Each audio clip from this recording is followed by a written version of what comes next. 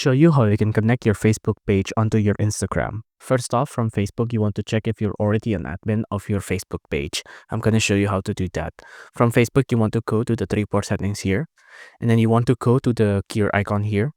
On the gear icon here, on the search settings, you want to go ahead and search up something called page status. So just search it up, page status, like this. Now, once you have searched up page status, you want to go ahead and go to the first option here, which will be page status up here. After that's done, you want to go ahead and scroll down and you want to go to manage admins. You want to tap on that.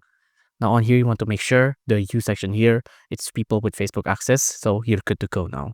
Now let's move on over to Instagram. Now on Instagram, you want to go ahead and go to your profile here. On here, you want to go ahead and go to edit profile. On edit profile, you want to scroll down and then you can see page here and you want to tap on confirm here. On confirm, you want to review the connection. Tap on continue, tap on continue, tap on continue, and then confirm connection, and you're good to go.